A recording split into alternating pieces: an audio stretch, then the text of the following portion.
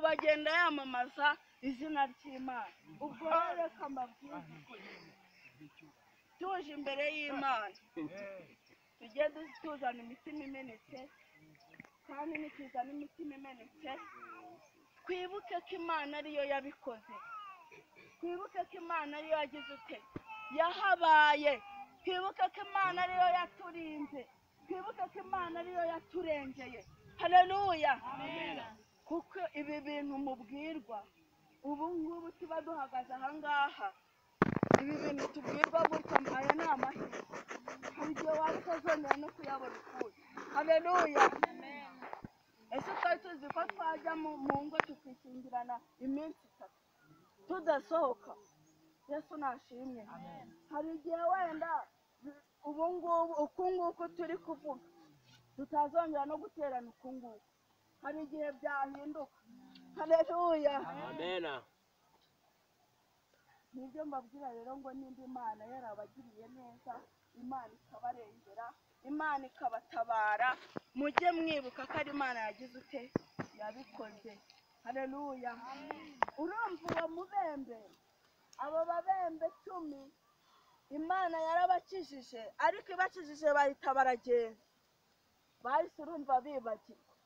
Umwe agira ute wariye ifi akida njya gushima Imana yankoreye imirimo, yankuyeho iki kibazo, yankuyeho iki cyaha.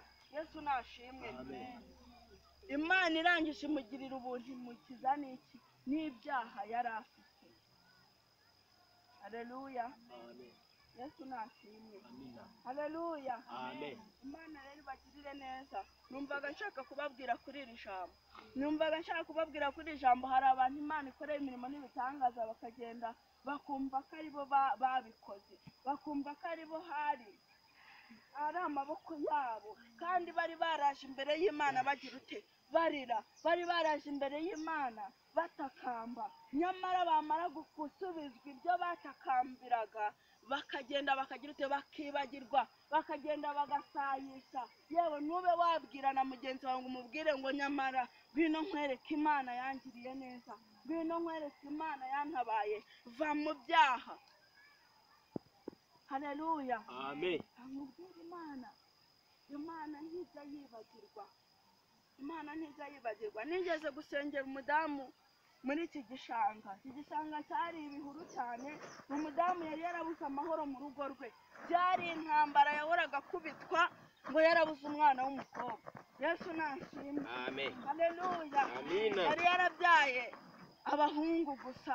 Umugabo aramubwira ati mva nkubwiye nongera gutwara inda ntubyara umwana w'umukobwa, ubwo ntago ndi kumwe nawe, uzahambire ugende, ubwo njye nawe tuzakora divorce, umva nzaguta ngende ntuzongere kumbona. Umudamu ndaza navuga ati aba ni abazimu. Yesu nashimwe. Imana itanga abahungu itanga n'abakobwa kugira ngo ubone amahoro n'umugabo wawe abone ko ari Imana ko gusenga. Imana tugiye kuyisenga igira ute iguha umukobwa. Haleluya. Amina. Abantu barimo hano benshi baramuzi kuko twazindukanaga mu gitondo kare kare duhamagara ngo mana umukobwa. Haleluya. Amen. Handa yari yagasama. Imana irangije iramubwira ngo mva nkubwire, ugiye gutwara inda, kandi iyo nda ugiye gutwara niyo umwana w'umukobwa, kandi reka nkubwire ngiye kuguha kondisiyo, nuzirengaho uzabona ko ngewe Uwiteka ndi Imana yagusezeranije ibi ngibi. Amubwira ati ukimara kubyara ntuzibagirwe, uzabanze ushime Imana imirimo n'ibitangaza igize ute igukoreye. Haleluya. Haleluya. Amen. Haleluya. Amina. Guhiga umuhigo ntuhigure, birutwa no kutiyute no kutawuhiga imbere y'Imana.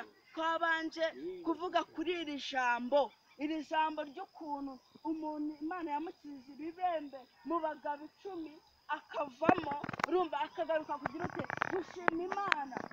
Ntago ndabyibagirwa n'ubundi niho ndi.